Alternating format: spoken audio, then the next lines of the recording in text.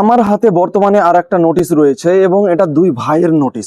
তারা ট্রাইব্যুনালে অ্যাপিল করেছিলেন এবং অ্যাপিল করার পরে তাদের নাম উঠলো কি উঠলো না এবং তাদের নাম কি কারণে ডিলিট হয়েছে সেটা কিন্তু এই নোটিশে মেনশন রয়েছে। তো আমরা এই নোটিশটাকে নিয়ে একটু আলোচনা করব, আপনাদেরও আমি দেখাতে চাই। আপনারা অনেকেই কমেন্ট করেছেন যে আপনারা নোটিশ দেখতে চান, তাই না? তো যাই হোক, প্রাইভেসির জন্য আমি কিছু জিনিস হাইড করে দেব, বাকিটা আমি আপনাদের সামনে রাখছি। আর এই নোটিশ রিভিউয়ের সিরিজে আপনারা জুড়ে থাকুন। আগামীতে আরও অনেক নোটিশ আমরা রিভিউ করব এবং কোন কোন কারণে নাম বাদ যাচ্ছে সেগুলো কিন্তু তুলে ধরার চেষ্টা করব। যার কারণে দায়িত্ব হচ্ছে এক্ষুনি আমার এই পেজটাকে ফলো করে রাখুন, আগামীতে কোনো আপডেটই মিস যেন না হয়ে যায়। ওকে, তো চলুন। এখানে আপনারা দেখতে পাচ্ছেন যে এপিএস দিয়ে এখানে একটা আইডি রয়েছে, দুটো আইডি রয়েছে। একজনের নাম হচ্ছে আইএসকে এবং দ্বিতীয় জনের নাম হচ্ছে এএসকে। আইএসকে এএসকে এরা দুজন ভাই। তারপরে এখানে কি বলা হয়েছে দেখুন, These two appeals are taken up together for the sake of convenience.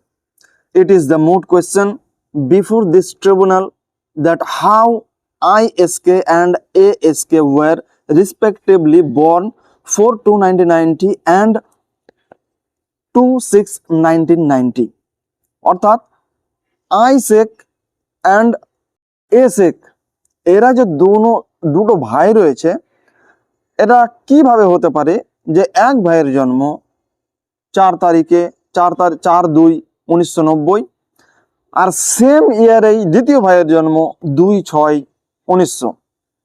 এখানে জাস্টিস ইন্দ্রজিৎ বলছেন যে after a gap of 4 months from the same parents being, এখানে পিতার নাম রয়েছে এস শেখ অ্যান্ড এইচ বিবি। ওকে, তো এই দুইজনের সন্তান, এই দুইজন মাতা পিতা কিভাবে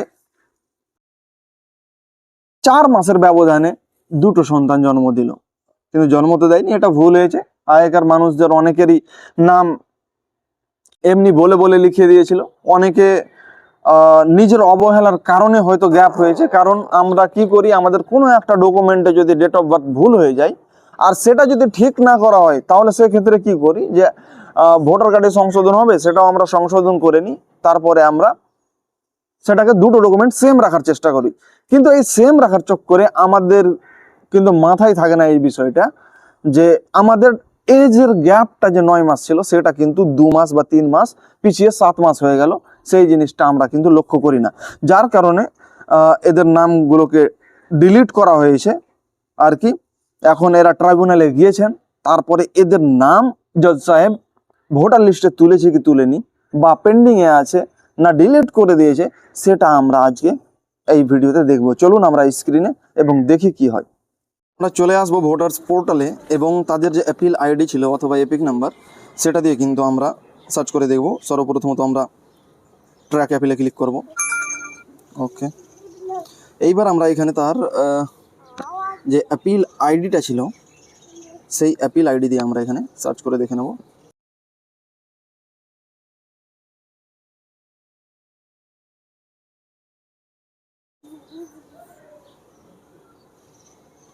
তো আমরা অ্যাপিল আইডি দিয়ে দিয়েছি, এবার জাস্ট আমরা সার্চে ক্লিক করব।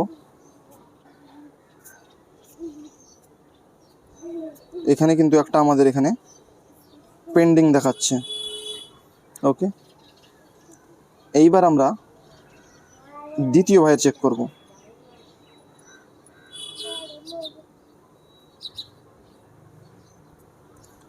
এপিএস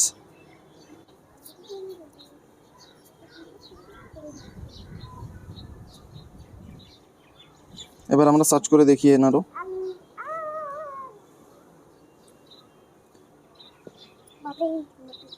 এনারও কিন্তু পেন্ডিং দেখাচ্ছে। এখন তো আপনারা দেখলেন স্ক্রিনে যে তাদের দুজনেরই নাম কিন্তু পেন্ডিং এ রয়েছে। ওকে, এইবার তাদের কিন্তু হিয়ারিং এর ডেট ছিল 13 তারিখ 5 মাস 2026। এখন তারা হিয়ারিং এ অ্যাপিয়ার হয়নি না, তাদেরকে একটা সুযোগ দেওয়া হয়েছে তাদের সংশোধনের জন্য, সেটা তো আমাদের জানা নাই। তবে একটা জিনিস আমরা এখানে লক্ষ্য করতে পারলাম যে যাদের 4 মাসেরও গ্যাপ রয়েছে তাদের কিন্তু হিয়ারিং নোটিশ আসছে। এটা মাথায় রাখবেন, আপনারা চেক করে নেবেন যে আপনাদের যদি 2 ভাইয়ের নাম বাদ গিয়ে থাকে বা 3-4 ভাইয়ের নাম বাদ গিয়ে থাকে, তাহলে এজ গ্যাপটা একবার আপনারা চেক করে রাখবেন। আর বাকি আরো নোটিশের রিভিউ আমরা নিয়ে আসবো। আমাদের সঙ্গে জুড়ে থাকার জন্য আপনাদের কি করতে হবে, জাস্ট আমাদের ফলো করে রাখুন নেক্সট আপডেট পাওয়ার জন্য আর কি। আর আপনাদের মনে কোনো ধরনের যদি ডাউট থাকে অবশ্যই কমেন্ট বক্সে জানাবেন।